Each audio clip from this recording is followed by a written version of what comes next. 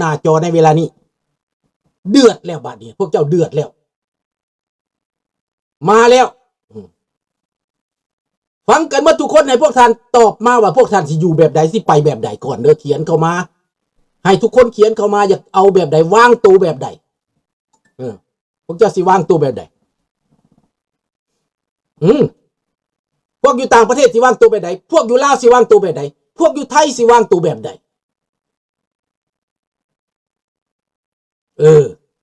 เอาเขาไม่อยากฟังคนรุ่นเก่าเพราะเขาถาม ChatGPT ไงหลวงโอ้ ChatGPT มันบริตอบเจ้าดอก ChatGPT ใครกันท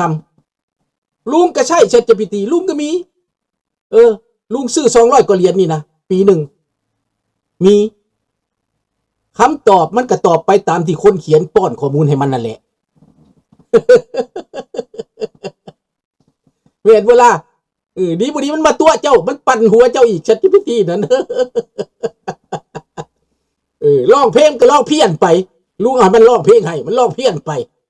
เขียนหนึ่งมันร้องไปเดี๋ยวนึงเป็นคือเวียดคือแกวไปเพื่อคือเจ็กไปแล้วมันร้องไปนะ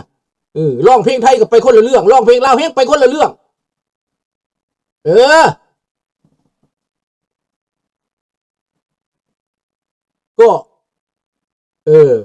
ก็งอนอีกแล้วสันดี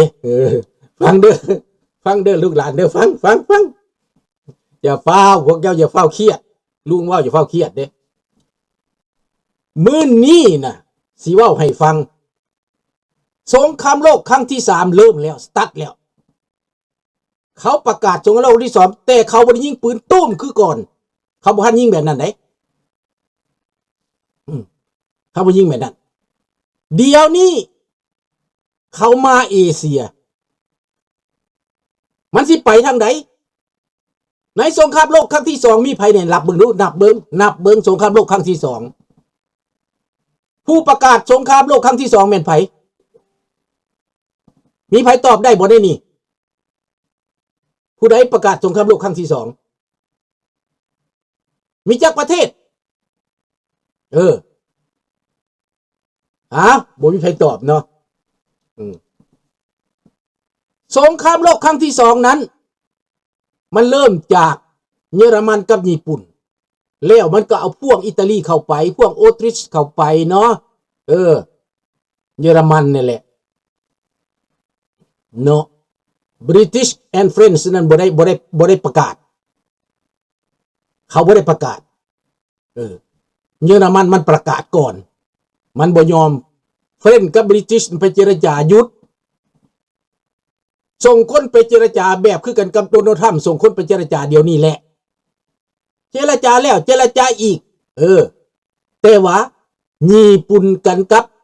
เยอรมันเขาเว้ากันแล้วอิตาเลียนเข้าไปแล้วมุสโสลินีไปนำกันแล้ว3ประเทศนี้เขาตีไผเขาตีเบิดยุโรปประเทศใดบ่ไปนำเขาตีเบิดเยอรมันเขายึดมาฮอดเมืองฝรั่งเขาสิจัดการอังกฤษนาทีสุดท้ายทางญี่ปุ่นเนี่ยเขาตีไผเบิดเขายึดเบิดยึดเมืองจีนยึดรัสเซียยึดเบิดแหละแถวนั้นน่ะยึดเบิดฟิลิปปินส์ยึดเบิดญี่ปุ่นน่ะข่าวนั้นเนาะฮอดเมืองไทยนี่บ่ได้ยึดเมืองไทยรวมกับเขายอมให้เขาเข้ามาตั้งฐานทัพอยู่ในไทยตีกับอเมริกาตีกับออสเตรเลียตีกับอังกฤษเมืองไทยนี่นะให้ญี่ปุ่นตีอยู่นี่ตอนนั้นเป็นแบบนั้นสภาพการเป็นแบบนั้นเนาะสภาพการเปลี่ยนแบบนั้นเมืองลาวเขาก็ยึดพวกตู้ลุงแต่ยังเอาปืนเอาอันหน้านี่ไปหน้านองนี่ไปยิงญี่ปุ่นตายตาย7 คนญี่ปุ่นน่ะเอาหน้าไปยิงญี่ปุ่นตาย7 คนมี4 หมู่บ้านไปยิงนำกันรวมชาวหนุ่มได้200 คนตาย7 คนอยู่หั่นญี่ปุ่นประมาณ45 คนมันบ่ฮู้จักมาแต่ไสเขาเอาหน้านองยิงและฝังไว้ในโพนเพื่อก็พาไปเบิ่งคุมญี่ปุ่นนะสมัยพอตู้พุ่นน่ะ มักเข้าประเด็นเลยพี่น้องในข่าวนั้นอเมริกาบ่ได้พร้อมเฮ็ดสงครามทหารก็บ่ได้เก่งบ่มีอาวุธเพื่อหลบก็มีอยู่แล้วไปตั้งไว้อยู่ฮาวายหั่นนะก็บ่ได้เตรียมพร้อมเฮ็ดสงครามหยังอยู่แบบธรรมดาปกติว่าตัวบ่ได้หลบผู้ใดคันสิว่าแล้วอเมริกาตอนเกือบว่าเป็นกลางพุ่นแหละยุโรปลบกันก็มึงลบไปโลดกูสิค้าขายกับญี่ปุ่นค้าขายกับเยอรมันต่อไปเด้อฟังข่าวนั้นเนาะแม่นและเยอรมันกับสเปนแม่นอิตาเลียนก็ตีเข้ามาเขาก็ชนะเลยเนาะจนยึดฮอดปารีสได้ขึ้นเบิ่งแหละปารีสตกไปอยู่ในความควบคุมของเยอรมันแต่อังกฤษนี่บ่ยอมแบบคือเซเลนสกี้บ่ยอมนี่นะนี่เขาจังมาเซเลนสกี้กับอังกฤษจังบ่ปะกันเพราะเขาเข้าใจ they understand ว่าเขาเจ็บเขาปวดเท่าใดเขาปวดอกปวดใจน้ำสงครามแบบใดอังกฤษนี่เข้าใจสงครามร้ายกว่าหมู่เพราะตนเองได้หับลูกระเบิดแบบเดียวกับกรุงเกียบได้หับระเบิดทุกมื้อนี่แหละเนาะฟังเอาพี่เจ้าฟังเอาเด้อแล้วในตอนนี้พันสิเปลี่ยนทางใดคนสิเป็นทางใดนั่นพวกหลานฟังดีๆในเอเชียมีการเปลี่ยนแปลงขนาดใหญ่ในเวลานี้กำลังเปลี่ยนแปลงเดี๋ยวนี้กำลังตกลงเดี๋ยวนี้แต่ว่าประชาชนบ่ฮู้อีโนอีนี่อีหยังประชาชนไทยก็ฮู้บ่ฮู้แต่ว่าบ่เห็น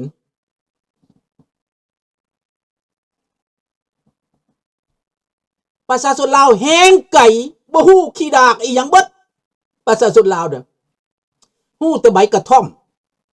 ฮู้แต่ดนตรีดังๆประชาชนลาวปัจจุบันนี้ได้บ่ฮู้หยังเลยแหละเสื้อนี้เพราะว่าเขาบ่ได้คิดว่ามันสิเป็นแบบนั้นในตอนนั้นแล้วผู้ใดชนะสงครามอังกฤษนี่มาอ้อนวอนอเมริกาอ้อนวอนแล้วฮ้อนวอนอีกจนนบพุ่นแหละนบมือเป็นหอนแบบเซเลนสกี้มานี่แหละนบอเมริกานี่นะให้ซอยค่อยแน่ตายแล้วแคนาดาที่บ่ได้เกิดศึกบ่ได้พิษผู้ใดแคนาดากับได้เอาทหารไป 2-3 แสนคนแคนาดานี่ 5 แสนคนเนี่ยเกือบล้านผู้ใดแคนาดาเอาไปนี่ได้ภายสัมพันธ์สมิทชนะ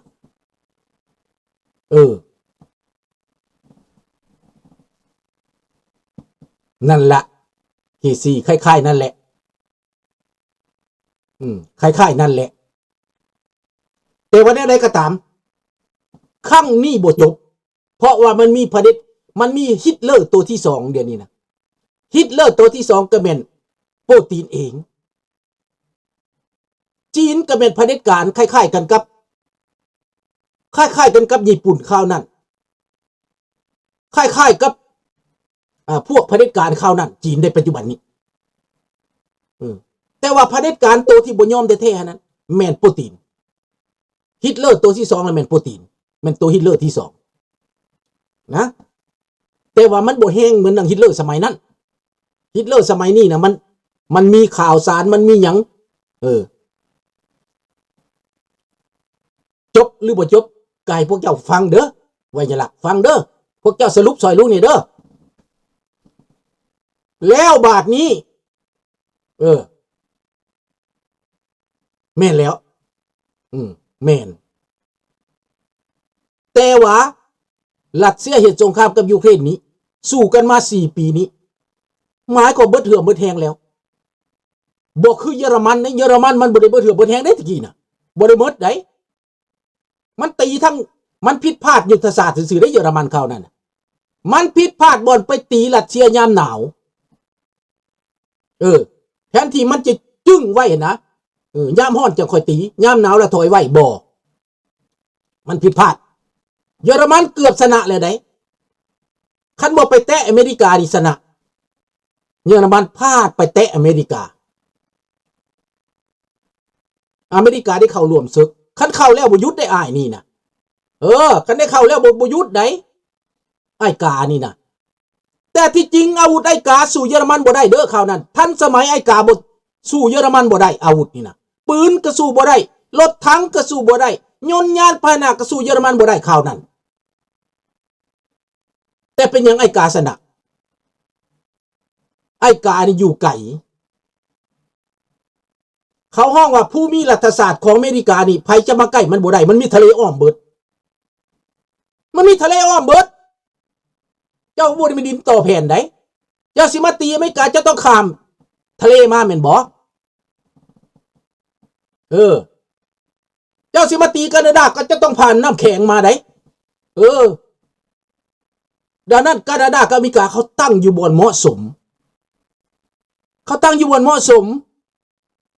ภูมิรัฐศาสตร์เขาดี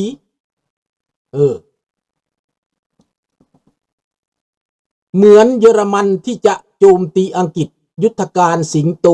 ถ้าหนูจำไม่ผิดเขียนออกมาเบิดทุกคนเด้อความคิดความเห็นให้ข้อมูลมาเบิดทุกคนและลุงสิอนาไลซ์สิแปลให้ลุงสิแปลออกมาสิแปลบัตรสรุปท้ายให้ฟังเด้อตอนนี้สัทยายให้ฟังก่อนในข่าวนั้นอเมริกาบ่อยากเฮ็ดสงครามปฏิเสธหลายครั้งหลายหนปฏิเสธผู้นำของอังกฤษปฏิเสธเชอร์ชิลแม่นบอกเชอร์ชิลบ่อีตาเชอร์ชิลบ่อีตาผู้นำอังกฤษข่าวนั้นระเบิดหล่นใส่หัวแบบยูเครนคู่มือนี่ละประเทศไทยปลอดภัยข่าวนั้นปลอดภัยเพราะว่าญี่ปุ่นมาอยู่ในไทยแล้วก็ขนทหารตีพม่าหยุดลาวหยุดเวียดนามหยุดสิงคโปร์หยุดมาเลเซียเบิดและแถวนั้นน่ะหยุดเบิดละญี่ปุ่นหยุดเบิดหยุดฮอดจีนหยุดฮอดอินเดียตีเข้าไปสิเข้าไปอินเดียพุ่นเข้าไปเบิดแถวนั้นญี่ปุ่นเข้าไปเบิดบ่มีไผซอยได้อเมริกากระตกเป็นซะเลยซึกจากญี่ปุ่นเกือบพ่ายแพ้แล้วอเมริกานี่นะญี่ปุ่นจับบักลวงหลายภัยมากจับทหารอเมริกาในญี่ปุ่นเหนือกว่าแม่แล้วเยอรมันเหนือกว่าญี่ปุ่นก็เหนือ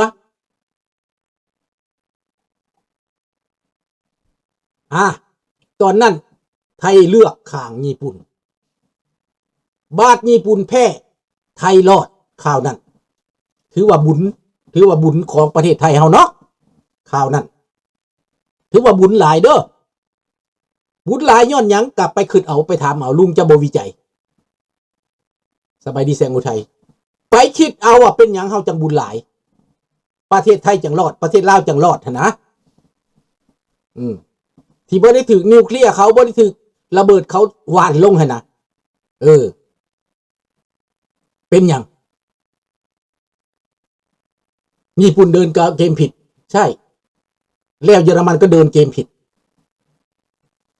ความโหดเหี้ยมเกินไป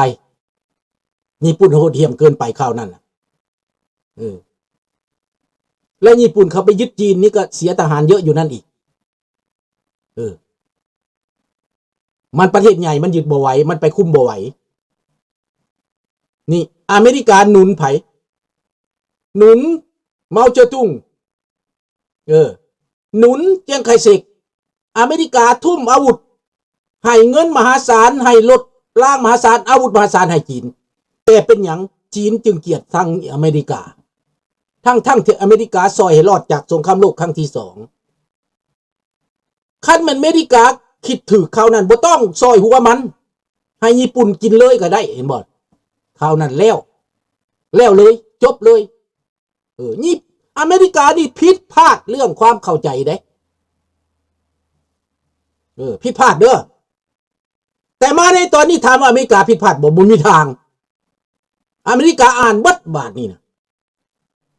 แล้วก็ใส่ AI เข้าไปย่อมึงตับมึงไตแต่ละคนไปฟังความเว้าไปฟังความคิดเห็นไปฟังคอมเมนเตเตอร์ไปฟังเรื่องข่าวสารแต่ละคนอเมริกาฟังบัดเว้าภาษายังมากกว่าฮู้เบิดเดี๋ยวนี้นะ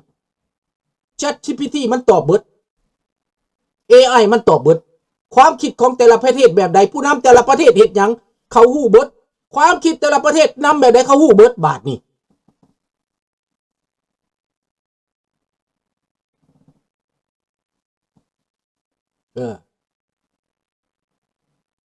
ฟังดีๆ